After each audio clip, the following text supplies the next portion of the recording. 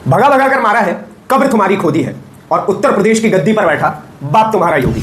जनता की मांग यह थी कि भाई साहब, क्या योगी आदित्यनाथ इस बार भी कोई एनकाउंटर करेंगे? क्या जो राम गोपाल मिश्रा की हत्या हुई थी, खून के बदले खून की जो मांग उनकी पत्नी के द्वारा किया गया था, क्या वो दोबारा से संभव हो पाएगा? तो उत्तर प्रदेश के माननीय मुख्यमंत्री ने कहा कि रुको जरा, सब्र करो। इलाका अगर उत्तर प्रदेश में किसी का है तो वो या तो यूपी एसटीएफ का है और या नहीं तो योगी आदित्यनाथ का है। क्योंकि अगर उनके इलाके में कुछ करोगे और ऐसे दंगे फसाद को करने का प्रयास करोगे और किसी हिंदू की जान लोगे तो उसके साथ कुछ ऐसा कर दिया जाएगा कि तुम्हारी 7 पुश्ते तो छोड़ो, 70 पुश्ते ये सोचेंगे कि अब से 72 हुर के पास नहीं जाना है। समस्या और दर्द किसको होता है? दर्द होता है चिंदी अलायंस को, क्षमा चाहता हूं इंडिया अलायंस को। मजे की बात आप ये देखिए कि कांग्रेस की तरफ से एक भी प्रतिक्रिया सामने नहीं आई। राहुल गांधी उसी उत्तर प्रदेश से सांसद है, लेकिन उत्तर प्रदेश में इतनी बड़ी घटना हो गई, एक हिंदू युवक की जान चली गई, इतना बड़ा दंगा हो गया, लेकिन राहुल गांधी के प्लेटफॉर्म से एक भी ट्वीट नहीं आया है। तो आप समझ सकते हैं कि राजनीति के लिए राहुल गांधी सामने आ जाएंगे, लेकिन जब आपके ऊपर पत्थर चलेंगे तो राहुल गांधी जैसे नेता कभी भी सामने नहीं खड़े होते हैं।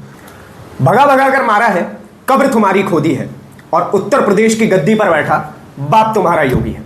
जो लोग कल तक ये सवाल कर रहे थे कि बहराइच के दंगे पर उत्तर प्रदेश के जो माननीय मुख्यमंत्री है, क्या उनकी बुलडोजर में जंग लग गया है या फिर उनकी बंदूकों में, कि ना एक भी एनकाउंटर हुआ है, ना गिरफ्तारी, और ना ही एक बार भी बुलडोजर चल पाया है, तो आज के दिन शाम को एक ऐसी खबर आई जिसे सुन करके पूरा का पूरा उत्तर प्रदेश तो छोड़िए बल्कि पूरा का पूरा देश हिल गया। क्योंकि योगी आदित्यनाथ ने फिर से ऐसा कुछ करके दिखाया जिसकी डिमांड जनता लगातार कर रही थी। जनता की मांग यह थी कि भाई साहब, क्या योगी आदित्यनाथ इस बार भी कोई एनकाउंटर करेंगे? क्या जो राम गोपाल मिश्रा की हत्या हुई थी, खून के बदले खून की जो मांग उनकी पत्नी के द्वारा किया गया था, क्या वो दोबारा से संभव हो पाएगा? तो उत्तर प्रदेश के माननीय मुख्यमंत्री ने कहा कि रुको जरा, सब्र करो। और उसके बाद की तस्वीरें कुछ ऐसी आई कि आप खुद सुन सकते हैं गैंगस्टर्स ने क्या कहा, जरा सुनिए। कभी गलती नहीं करेंगे। क्यों गोली चला दी है पुलिस के ऊपर? सर, हम लोग भागना चाह रहे थे कि फायर करके ये सब गलत है ना?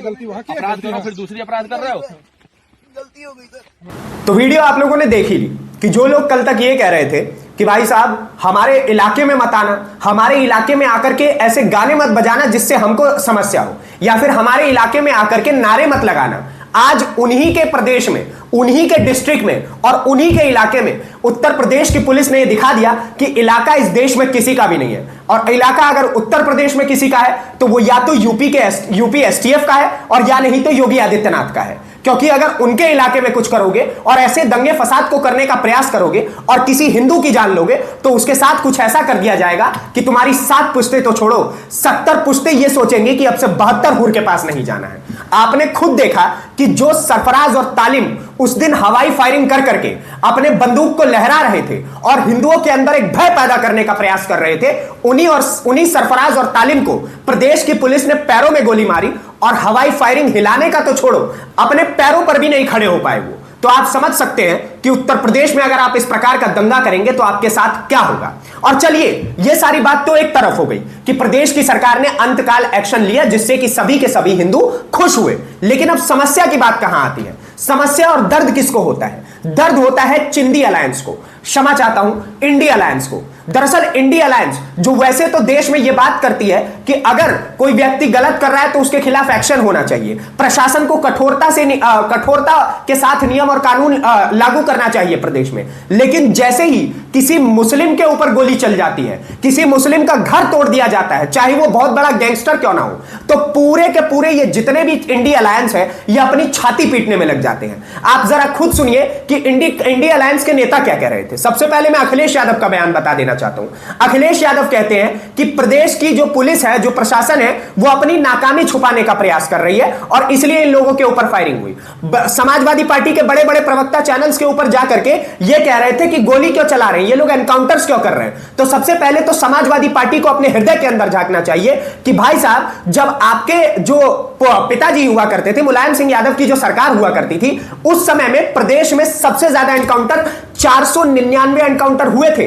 आज के समय में योगी आदित्यनाथ 2017 से 2024 हो गया है, इतने समय से उनकी सरकार है, 150 के आसपास, 167 के आसपास अगर डेटा ठीक है तो इतने एनकाउंटर हुए हैं। और आपके जो पिताजी हुआ करते थे वो लगभग 500 एनकाउंटर करवा चुके थे। तो गलत कौन? अपने हृदय में झांकिए, क्योंकि अगर आप किसी और के ऊपर सवाल खड़ा कर रहे हैं तो सबसे पहला सवाल आपके ऊपर खड़ा होना चाहिए।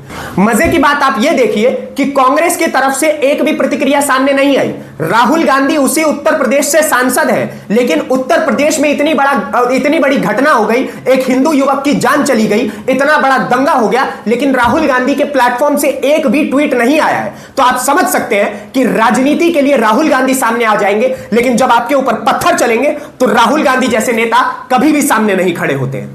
और समय एक ये भी है कि हम अपने समाज में उन लोगों को पहचान सके जो हमारे सामने वैसे तो सेक्युलरिज्म का चोला ओढ़े रहते हैं, वैसे तो उनके पोस्ट पर आप देखते होंगे, उनके अकाउंट पे आप स्टोरीज देखते होंगे, आपके आसपास में मित्र भी हो सकते हैं वो, जो वैसे तो ऑल आइज ऑन रफा की बातें करते हैं, वैसे तो फिलिस्तीन में जो लोग रह रहे हैं उनके लिए अपना हमदर्दी जताते हैं, लेकिन जब राम गोपाल मिश्र जैसा कोई कांड यहां पे होता है, कन्हैया जैसे कोई कांड अगर हमारे देश में होता है, तो उनकी तरफ से एक भी ट्वीट, एक भी पोस्ट, एक भी स्टोरी आपको नहीं नजर आएगी। तो ऐसे दोगले चरित्र वाले व्यक्तियों से दूर रहिए, क्योंकि मेरे भी कई ऐसे मित्र हैं जो रफा की स्टोरी लगाएंगे, जो फिलिस्तीन में बैठे लोगों की स्टोरी लगाएंगे, लेकिन जब हमारे यहां कन्हैया जैसे लोगों की हत्या कर दी जाएगी तो उनके मुंह पर सेक्युलरिज्म नाम का एक टेप बन जाता है, जो हकीकत में सेक्युलरिज्म है भी नहीं। क्योंकि अगर सेक्युलरिज्म होता तो वो लोग कन्हैया की भी मौत पे उतना ही रोते और राम गोपाल मिश्रा की भी मौत पे उतना ही रोते जितना वहां के 4-4 साल के बच्चों के मौत पर रोते हैं। और सबसे पहली चीज, एक बार अंत में मैं ये कह देना चाहता हूं